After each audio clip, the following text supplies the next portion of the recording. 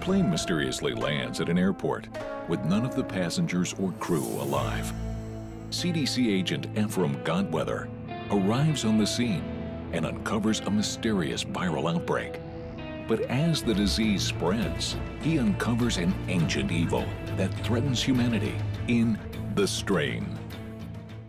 Hi, I'm Aaron, and I'm here with Lisa and Kevin, and today we're going to talk about The Strain, the new FX show. We've all just seen it. We've watched 4 episodes. Kevin, what did you think of The Strain? My biggest problem with this show is that, first of all, I don't think it's that original. I think it's a twist on the vampire. Yeah, it's a twist on a vampire, but for somebody who watches horror movies and TV shows, I've seen this before. The biggest problem I have really though is that the audience is so far ahead of the characters that you literally are, every episode you're waiting for them to catch up. Yeah. When they see the big box with the weird carvings and they're opening it up and they're like, who would ship dirt? I'm like, are you kidding me right now? Have you ever seen Nosferatu or any Dracula thing ever? And they have just taken it off a plane where everybody's like dead.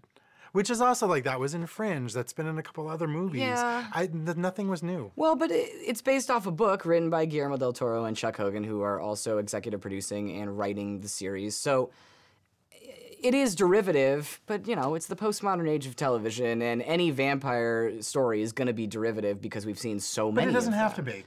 I did find there were some conventions that have been used over and over again, and not just in the vampire aspects of it, but also you've got the single dad who works too hard, who has lots of custody issues, and his son is is he going to be a hero to his son? Is he going to be a bad guy to his son? I mean, I can't tell you how many movies and TV shows we've seen that same issue. I do like Corey Stoll being the leading man, you know. I think he's great.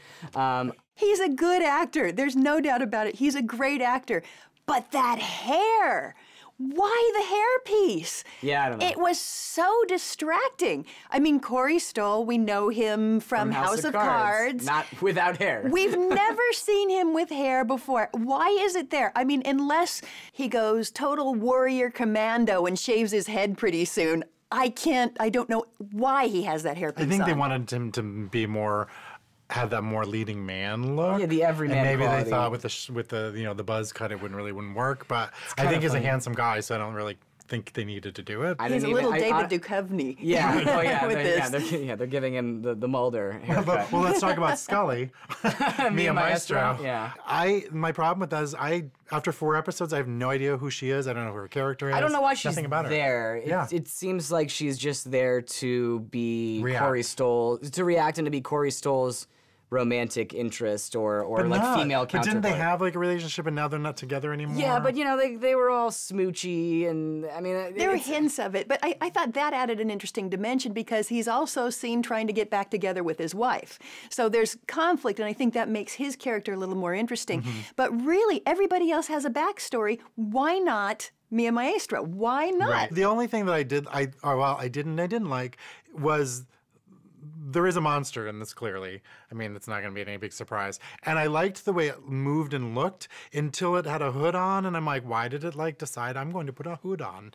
So because it has a head. Yeah, but it kind of looks silly. It reminded me of Harry Potter.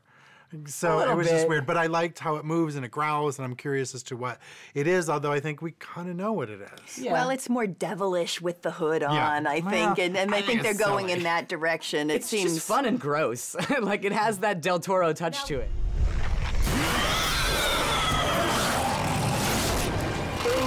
Now, gross. It's gross. It's not gross. It's fun. No, it's gross. No, the blood, the guts, the gore, the appendages. Oh my gosh. I was like, enough. I was like, yeah! 2 heads get smashed in. Those are images that I don't want to see. Yeah. In essence, they're defining it by its grossness, which I don't think is deserved because it does have some interesting plot issues and decent production value. But it's so gross that it really turned me off. One thing that is great about the show are the production values, the special effects, the practical effects. There are a lot of practical effects, and they're all really well done. It brings you into the world more, and it is gross, and that's a testament to special effects artists. I mean, they make it look real and disgusting, which is fun. And one of its problems to me is that it's very realistic looking. It's so realistic looking, it grosses me out and gives me nightmares. Yeah! I don't want to see it anymore. People are going to totally watch a show just based on that alone. I'm not sure horror fans are really going to love this because they've seen it before, but I do think there is an audience for this, and it's well made, so I'm going to give it a stream it. The Strain has its moments, but I think it's just too gross to be good. Who needs those kind of images in their head? I say skip it. The show's a lot of fun, and it's violent, and it's a fresh take on the vampire story, and it's got great creative minds behind it, so I'm gonna say see it.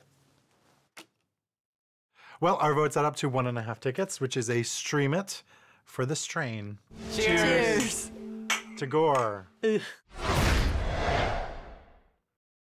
Bring on the gore!